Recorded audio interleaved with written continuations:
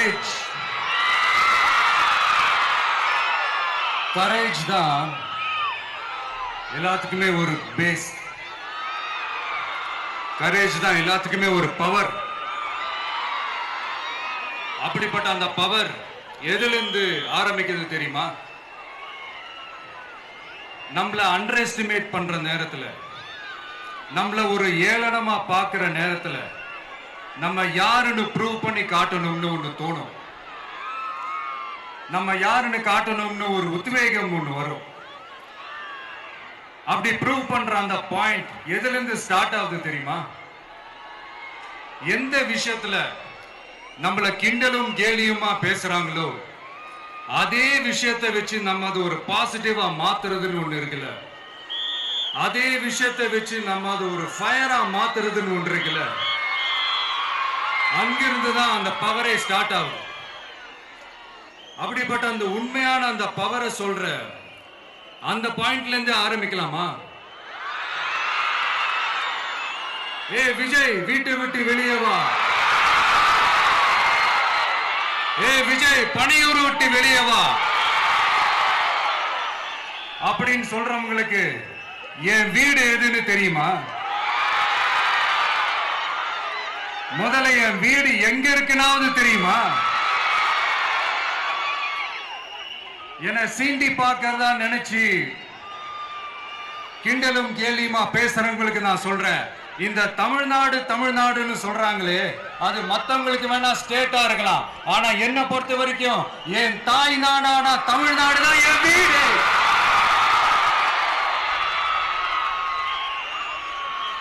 என் வீட்டுல மொத்தம் எத்தனை பேர் இருக்காங்க தெரியுமா? 8 கோடி பேர் இருக்காங்க. ஒட்டுமொத்த தமிழ்நாட்டு மக்களும் என் வீட்டு மக்கள், என் குடும்பம், என் உறவு, என் சொந்தம்.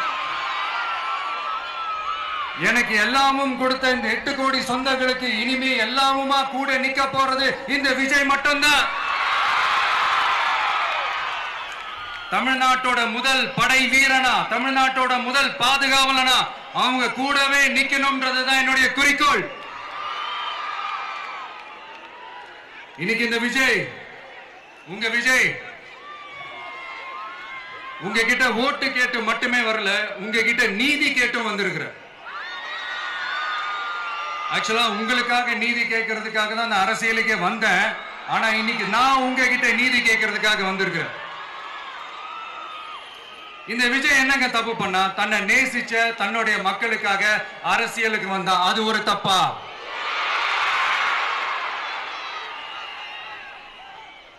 எல்லாத்தையும் ஒதுக்கி தள்ளிட்டு மக்களுக்காக மட்டுமே வந்த அது ஒரு தப்பா? இந்த மத்த கட்சிகளுக்கெல்லாம் மாநாடு நடத்துறதுக்கோ பொதுக்கூட்டம் நடத்துறதுக்கோ இல்ல ஹால் ஃபங்க்ஷன்ஸ் நடத்துறதுக்கோ பர்மிஷன் கொடுப்பாங்க, இடம் கொடுப்பாங்க. ஆனா நமக்கு மட்டும் இடம் கொடுக்க மாட்டாங்க, கொடுக்கவும் விட மாட்டாங்க. இது என்னங்க நியாயம்? நான் போய் மக்களை சந்திக்கிறதுக்கோ இல்ல மக்கள் வந்து என்ன சந்திக்கிறதுக்கோ ஒரு உரிய இடமோ இல்ல உரிய பாதுகாப்போ மத்த கட்சிகளுக்கு எல்லாம் கொடுப்பாங்க. ஆனா எனக்கு கொடுக்க மாட்டாங்க, கொடுக்கவும் விட மாட்டாங்க. இது என்னங்க நியாயம்? இந்த SOPs சொல்லுவாங்க, அதனுடைய ஃபுல் ஃபார்ம் வந்து ஸ்டாண்டர்ட் ஆபரேட்டிங் ப்ரொசீஜர்.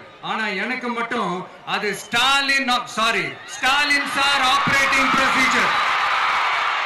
இது என்னங்க நியாயம்? இந்த விஜய் உண்மையானவன்றது உங்க எல்லாருக்குமே தெரியும். நமக்கு எதிராக சதி செய்யறது யாரு, நமக்கு எதிராக சூழ்ச்சி செய்யறது யாரு, நமக்கு எதிராக பழி போடுறது யாரு, யாரெல்லாம் ஒன்னா சேர்ந்து இதெல்லாம் செய்யறாங்கன்றது உங்க எல்லாருக்குமே நல்லா தெரியும். அதனால என்னோட சொந்தங்களாகிய உங்ககிட்ட வந்து நான் நீதி கேட்காம வேற யாருக்கிட்ட தான் போய் கேட்பேன்?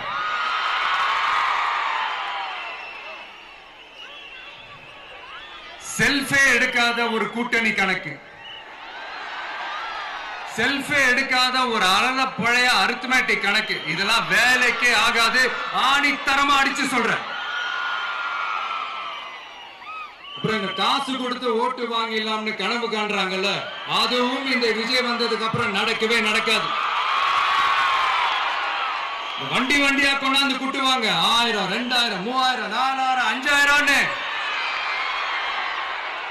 சாமி மேல சத்தியெல்லாம் வாங்குவாங்க. அப்படிதான் இத்தனை வருஷமா உங்களை ஏமாத்தி இருக்கிறாங்க. வாங்கிக்கங்க, சந்தோஷமா வாங்கிக்கங்க. எல்லாம் உங்க பணம் தான். வாங்கிக்கிட்டு அவங்க காதிலே விசில ஊதி அனுப்புங்க. எப்படி? அவங்க செவிலே விசில ஊதி அனுப்புங்க.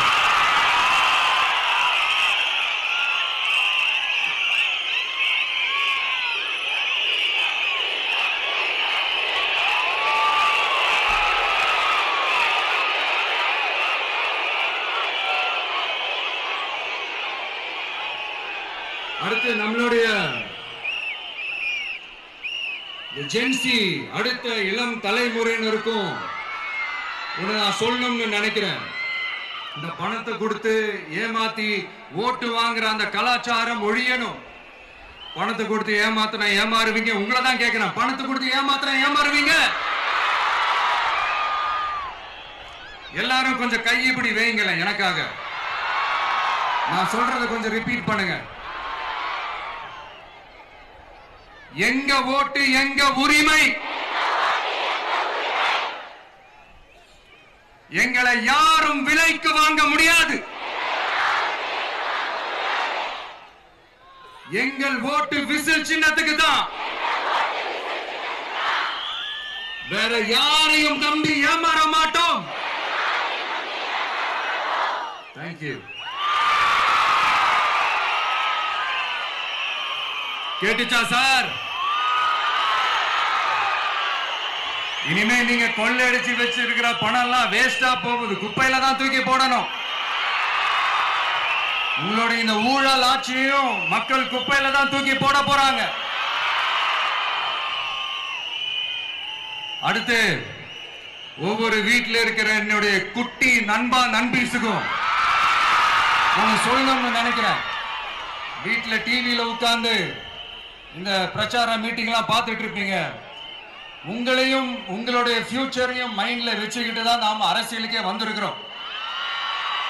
அதனால எனக்காக நீங்க ஒண்ணு செய்யணும். தொடர்ந்து செஞ்சுக்கிட்டு தான் இருக்கிறீங்க. நான் நிறைய கியூட்டான வீடியோஸ்லாம் நான் பார்க்கிறேன். லைக் உங்க அம்மா அப்பா கிட்ட மைக்க நீட்டி யாருக்கு ஓட்டு போடுவீங்கன்னு கேட்டா பின்னாடி இருந்த அந்த பையன், அம்மா விஜய்னு சொல்லுமா, அப்பா விஜய்னு சொல்லுப்பா அப்படின்னு நிறைய அந்த கியூட்டான வீடியோஸ் எல்லாம் பாக்குறேன். அதை தொடர்ந்து தயவு செஞ்சு அதை தொடர்ந்து கண்டினியூ பண்ணுங்க. உங்க வீட்டுல இருக்கிற உங்களுடைய அப்பா அம்மா தாத்தா பாட்டி பெரியப்பா பெரியப்பா சித்தி சித்தப்பா அத்தை மாமா ஓட்டு போடுற வயசுல இருக்கிற அண்ணன் அக்கா எல்லாரையும் விசில் சின்னத்துக்கு ஓட்டு போட சொல்லுங்க. விசில் சின்னத்துக்கு ஓட்டு போட வைங்க.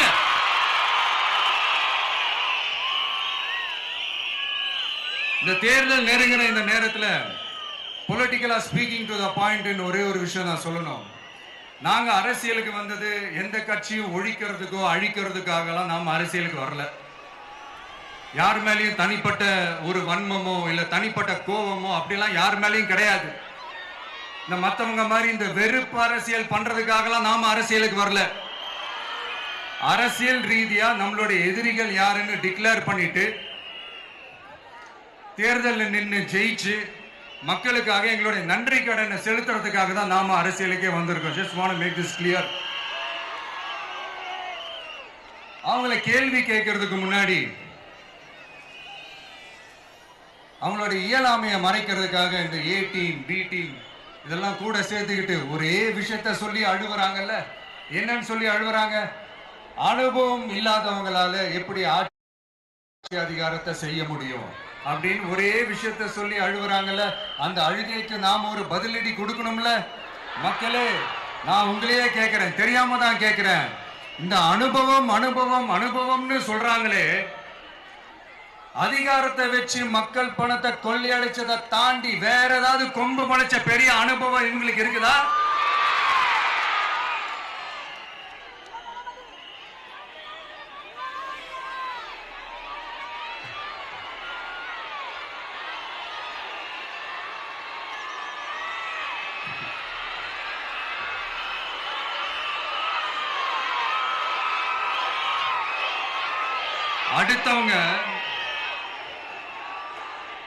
அடுத்தவங்க ஆரம்பிச்ச அரசியல் கட்சியில, அடுத்தவங்களுடைய அட்ரஸ்ல அரசியல்வாதிகளா இருந்துட்டு இருக்கிற இவங்க எல்லாருக்கும் ஒரு சவால். என்ன மாதிரி தனியா, என்ன மாதிரி சொந்தமா ஒரு கட்சி ஆரம்பிச்சு 1% அட்லீஸ்ட் 1% வாக்கு வாங்கி காட்டுற அந்த தில் இருக்குதா, திராணி இருக்குதா? 30 வருஷமா மக்கள் இயக்கமா இருந்து இன்னைக்கு மிகப்பெரிய ஒரு அரசியல் கட்சியா வளர்ந்து இந்த கூட்டணி கட்சிகள் மட்டுமே நம்பி இருக்கிற 75 வருஷ கட்சி, 50 வருஷ கட்சின்னு இன்னைக்கு ஆட்சி அதிகாரத்தில் இருந்துட்டு இருக்கிற இவங்க எல்லாரையும் மீறி இன்னைக்கு களத்துல தனியா நின்னு இந்த 2 வருஷத்துல முதன்மை சக்தியா வளர்ந்து 30% தாண்டி இன்னைக்கு மக்கள் ஆதரவை பெற்றிருக்கிற நமக்கு அனுபவம் இல்லையா? உங்களுடைய அனுபவம் என்னன்னு சொல்லட்டுமா? கட்சி ஆரம்பிச்ச அண்ணாவை மறந்தது, கட்சி ஆரம்பிச்ச எம்ஜிஆர் அவர்களை மறந்தது, கட்சியை வளர்த்த ஜெயலலிதா மேடம் அவங்களை மறந்தது. இவங்க எல்லாரும் சொன்ன விஷயங்கள், பேசின விஷயங்கள், எதையெல்லாம் ஃபாலோ பண்ணணும்னு சொன்ன விஷயங்கள் எல்லாத்தையும் மறந்தது. இவங்களுக்கு நமக்கு அனுபவம் இல்லையா? நமக்கு அனுபவம் இல்லதான். கொள்ளை அடிக்கிறதுல எங்களுக்கு அனுபவம் இல்லதான். அதெல்லாம் எங்களுக்கு சுட்டு போட்டாலும் வராது. இந்த கொள்கையை பேருக்கு மட்டும் வச்சுக்கிட்டு நேரடியா சரண்டர் ஆகிறது, மறைமுகமா சரண்டர் ஆகிறது, இந்த மாதிரி அனுபவம் நமக்கு இல்லதான். அதுவும் நமக்கு சுட்டு போட்டாலும் வராது. மக்களை நேசிக்கிற நல்ல குணம் இருந்தா போதும்யா. நல்ல சூப்பரான ஒரு நல்லாட்சி கொடுக்கலாம். நல்லாட்சி கொடுக்கிறதுக்கு மெத்த படிச்ச மேதாவிகளா இருக்கணும்லாம் ஒன்னும் அவசியம் இல்ல. காமராஜர் அவர்கள் மாதிரியோ, எம்ஜிஆர் அவர்கள் மாதிரியோ மக்கள் சக்தியின் துணையால, மக்கள் மேல அக்கறையா இருக்கக்கூடிய நல்ல அதிகாரிகளின் துணையால சூப்பரான ஒரு நல்லாட்சி என்னால கொடுக்க முடியும், செஞ்சு காட்டுறேன்.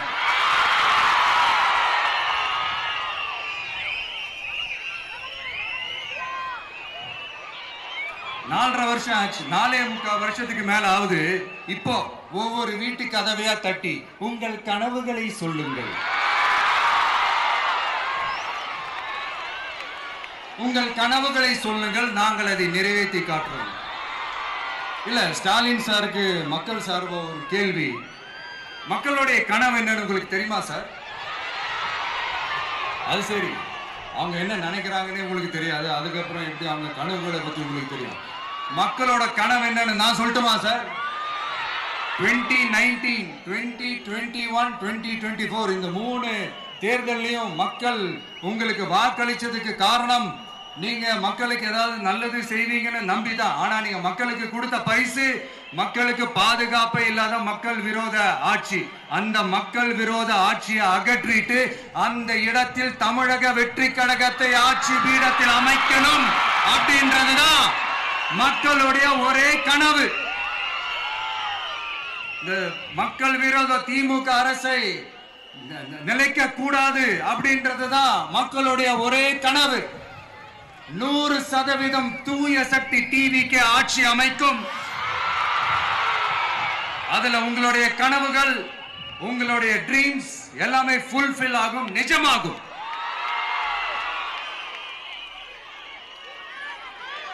தமிழ்நாடு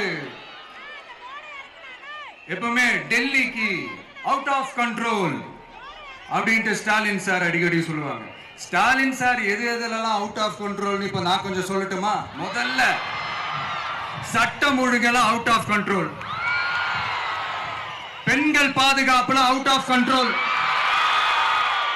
இளைஞர்கள் வேலை வாய்ப்புல அவுட் ஆஃப் கண்ட்ரோல், மொத்தத்தில் அவரோட ஆட்சியே ஒரு அவுட் ஆஃப் கண்ட்ரோல். இந்த வருஷம் பிகினிங்ல சட்டசபையில பேசும்போது சொல்றாங்க, மக்கள் எல்லாரும் ரொம்ப மகிழ்ச்சியா இருக்கிறாங்க, அதனால நானும் ரொம்ப மகிழ்ச்சியா இருக்கிறேன் அப்படின்னு. மக்கள் சந்தோஷமா இருக்கிறத பார்க்கறது கூட ஒரு சந்தோஷம் தான் சார், அது யாரும் இல்லைன்னு சொல்லல. அப்படி உண்மையிலேயே மக்கள் உண்மையிலேயே சந்தோஷமா இருக்கிறாங்க அப்படின்னா ஏன் சார் விவசாயிகள் போராட்டம் நடக்குது? ஏன் சார் மீனவர்கள் போராட்டம் நடக்குது? ஏன் தொழிலாளர்கள் போராட்டம் நடக்குது? தூய்மை பணியாளர்கள் போராட்டம் ஏன் நடக்குது? அங்கன்வாடி ஊழியர்கள் போராட்டம், செவிலியர்கள் போராட்டம், மருத்துவர்கள் போராட்டம், மாற்றுத்திறனாளிகள் போராட்டம், அரசு ஊழியர்கள் போராட்டம், ஆசிரியர்கள் போராட்டம், இடைநிலை ஆசிரியர்கள் போராட்டம், பகுதி நேர ஆசிரியர்கள் போராட்டம். இதெல்லாம் உங்க ஆட்சியில மக்கள் மகிழ்ச்சியா இருக்காங்கன்றதுக்காக நடக்கிற போராட்டமா சார்? எனக்கு தெரிஞ்சு மக்கள் சந்தோஷமா இருக்கிறாங்கன்னா பொங்கல் வச்சு கொண்டாடுவாங்கன்னு கேள்விப்பட்டிருக்கேன். உங்க ஆட்சியில தான் போராட்டம் நடத்தி அவங்களுடைய மகிழ்ச்சியை வெளிப்படுத்துறாங்கன்னு நினைக்கிறேன். இன்னும் தீரவே தீராத பிரச்சனைகள்னா இருக்கிற இடம் பிரச்சனை, பார்க்கிற வேலை பிரச்சனை, பண்ற தொழில் பிரச்சனை, விலைவாசி பிரச்சனை, தண்ணி பிரச்சனை, பஸ் வசதி இல்லைன்ற பிரச்சனை, ரோடு சரி இல்லைன்ற பிரச்சனை, ஆஸ்பத்திரி சரியா இல்லைன்ற பிரச்சனை. இப்படி எல்லாம் ஒரு அடிப்படை விஷயங்களே பிரச்சனையா இருந்தா அப்போ ஆளுங்கட்சின்னு ஒண்ணு எதுக்குதான் இருக்கிறாங்க அப்படின்னு தானே மனசுல தோணும் மக்களுக்கு. ஆட்சிக்கு வர்றதுக்கு முன்னாடி தான் பொய்யா அடிச்சு விட்டீங்க. இப்ப ஆட்சியை விட்டு போகும்போது கூட பொய்யா பேசுறீங்களே சார், என்ன சார் இது? மாத்தி மாத்தி பேசுறதுல நீங்க வேற லெவல் தான் சார். ஆட்சிக்கு வந்த அடுத்த வருஷமே 2022ல 70% வாக்குறுதிகளை நிறைவேற்றிட்டோம்னு சொன்னாங்க. அப்புறம் போன வருஷம் 90% வாக்குறுதிகளை நிறைவேற்றிட்டோம்னு சொன்னாங்க. அப்புறம் இந்த வருஷம் 505 வாக்குறுதிகளை 404 வாக்குறுதிகளை நிறைவேற்றிட்டோம். கிட்டத்தட்ட ஒரு 80% வாக்குறுதிகளை நிறைவேற்றிட்டோம்னு சொன்னாங்க. முதல்ல 70, அப்புறம் 90, அப்புறம் 80. இன்னும் தேர்தல் நெருங்க அது 60, 50, 40, 30, 20ல போய் நிற்கும்னு நினைக்கிறேன். அதையும் அவரே அறிவிப்பாரா என்னமோ எனக்கு தெரியல. முதல்வர் ஸ்டைல்லையே சொல்லணும்னா, பொய்யிலேயே பிறந்து பொய்யிலேயே வளர்ந்த புலவர் பெருமானே, கொஞ்சம் அத திருத்தி சொல்றேன், புலுகர் பெருமானே. பொய்யிலேயே பிறந்து பொய்யிலேயே வளர்ந்த புலவர் பெருமானே, கொஞ்சம் அத திருத்தி சொல்றேன், புலுகர் பெருமானே. அது இன்னும் பொருத்தமா இருக்கும். அவருடைய அண்ட புழுகு, ஆகாச புழுகு என்ன தெரியுமா? பெண்களுக்கு பாதுகாப்பு தமிழ்நாட்டில் எங்க போனாலும் கொட்டி கிடக்குதான்.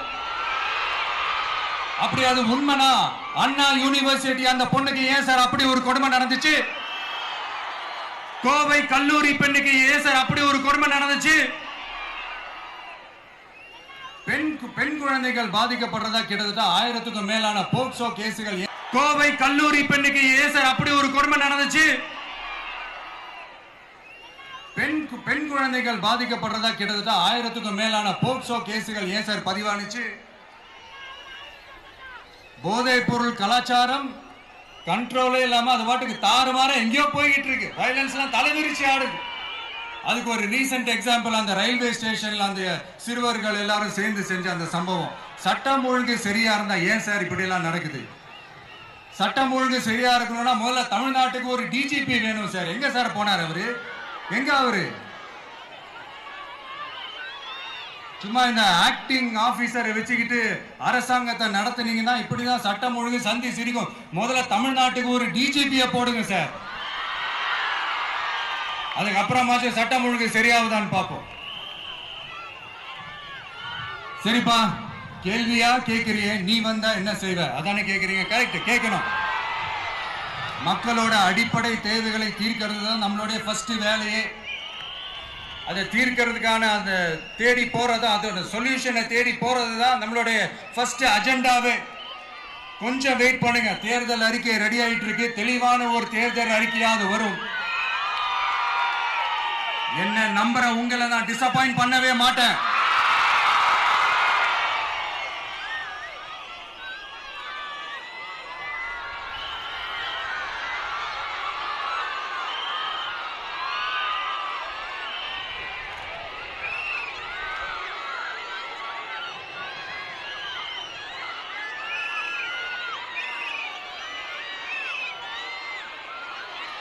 இந்த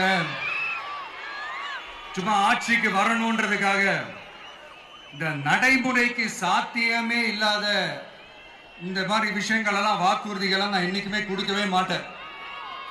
அதே மாதிரி ஆட்சிக்கு வந்ததுக்கு அப்புறம் கூட அவங்க அது தரல, இவங்க இது தரல அப்படின்லாம் பம்மிக்கிட்டு இல்லாம உங்களுக்காக எந்த எக்ஸ்ட்ரீமுக்கும் போய் நான் போராடவும் தயாரா இருக்கிறேன். அதனால நான் மறுபடியும் இதை நான் ரிப்பீட் பண்றேன். இவ்வளவு நாள் இதை நான் மட்டும் தான் சொல்லிக்கிட்டு இருந்தேன். இப்ப களமே சொல்லுது, ரெண்டு பேருக்கு நடுவுல தான் போட்டியே.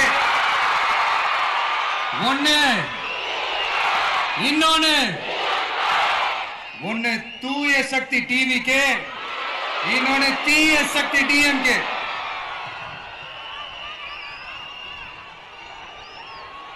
இப்ப நம்ம இந்த எலெக்ஷன் விஷயத்துக்கு வருவோம். விஜய் என்னப்பா இவரை மட்டும் தான் எதிர்க்கிறாரு, இவங்களை எதிர்க்க மாட்டேன்றாரு, அவங்கள பத்தி எதுவுமே சொல்ல மாட்டேங்கிறாரு. இல்ல நான் கேட்கிறேன், இது யாருக்கான எலெக்ஷன்? தமிழ்நாடு சட்டசபைக்கான ஒரு தேர்தல். இப்ப இங்க யார் ஆட்சியில் இருக்கிறா? யாரு பொய்யா வாக்குறுதிகளை கொடுத்து மக்களை ஏமாத்துறது? யாரு மக்கள் விரோத ஆட்சியை நடத்துறது? அப்ப இங்க யாரை அகற்றணும்? இந்த மக்கள் விரோத திமுக அரசை அகற்றணும்னா நம்ம யாரை எதிர்க்கணும்? எதுக்கு தேவையில்லாம பல முறை மக்கள் ஆல்ரெடி டிலீட் பண்ணவங்களை எதுக்கு நம்மளுடைய கான்சென்ட்ரேஷன், நம்மளுடைய டார்கெட் திமுகன்றப்போ டார்க்னஸ் குள்ள எதுக்கு கல்லெறியணும்? இங்க மக்களை விரும்புற விஜய் வேணுமா, இல்ல மக்கள் விரோத ஆட்சி நடத்துற ஸ்டாலின் சார் வேணுமா? அவ்வளவுதான் இந்த தேர்தலே. இதுக்கு நடுவுல வேற யாருமே கிடையாது. புரியுதுங்களா உங்களுக்கு? என் நெஞ்சில் குடியிருக்கும் சேலம் மக்களே,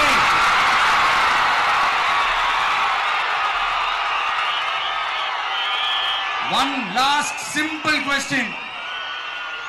விஜய் நம்புறீங்களா, ஸ்டாலின் சார நம்புறீங்களா? அவ்வளவுதான், முடிஞ்சு போச்சு. கதம். போர் முழக்கம் உங்களை ஒரு நிமிஷம் கூட தூங்க விடாது. இந்த போன லாஸ்ட் வீக் இந்த டிஎன்பிஎஸ்சி இந்த எக்ஸாம்ஸ், இந்த குரூப் 2 எக்ஸாம்ஸ் அதை அனௌன்ஸ் பண்ணிட்டு உடனே அதை கேன்சல் பண்ணிட்டாங்க. இது உலகத்துக்கு எல்லாருக்கும் தெரியும். கேன்சல் பண்ணிட்டு ரொம்ப சிம்பிளா டெக்னாலஜி இதோ சம் ஃபால்ட், டெக்னிக்கல் ஃபால்ட் அப்படின்னு சொல்லி அதை கடந்து போயிட்டாங்க. இத்தனை வருஷமா ராத்திரி பகலமா கஷ்டப்பட்டு படிச்சு எப்படியாவது நமக்கு அந்த வேலை கிடைக்காதான்னு அந்த எக்ஸாம்ஸை ஃபேஸ் பண்ண வந்த நம்மளுடைய தம்பி தங்கைகள் எவ்வளவு ஒரு மன உளைச்சலுக்கு ஆளாயிருப்பாங்க. அதை யாராவது யோசிச்சு பார்த்தீங்களா? ஒரு எக்ஸாம்ஸை ஒழுங்கா நடத்த தெரியல, இதுல உலக நாடுகளோட போட்டி போடுறாங்களாம். நம்மளுடைய தம்பி தங்கைகள் நம்ம அம்மா அப்பா கிட்ட சொல்லுங்க, யாரும் தைரியம், எல்லாரும் தைரியமா இருங்க. வரப்போறது உங்க ஆட்சி, நம்ம ஆட்சி.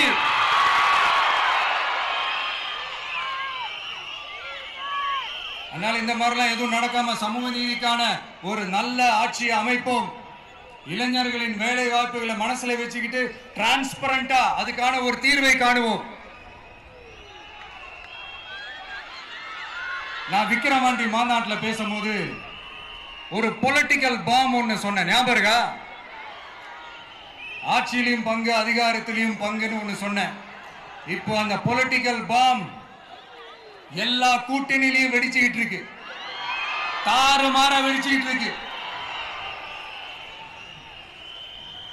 ஸ்டாலின் சார்லாம் பதறாரு. ஆட்சி அதிகாரத்துல பங்கெல்லாம் தமிழ்நாட்டில் ஒத்து வராது அப்படின்னு சொல்றாரு. அவங்கள பொறுத்த வரைக்கும் ஜெயிக்கிறதுக்காக மட்டும்தான் கூட்டணி, மற்ற எல்லாத்துக்குமே அவங்க தனி அணி, அவங்க மட்டுமே ஒரே அணி. வெல்வோம் ஒன்றாக, ஆனா வரும் வெல்த் எல்லாம் பார்ப்போம் தனியாக. அந்த வெல்வோம் ஒன்றாக என்றது இதுதான் அந்த சீக்கிரட்டே. புரிய வேண்டியவங்களுக்கு நல்லா புரியும் நினைக்கிறேன். உங்களோட நான் இருக்கேன், நம்மளோட நம்ம மக்கள் இருக்காங்க. இதுக்கு மேல என்ன வேணும்?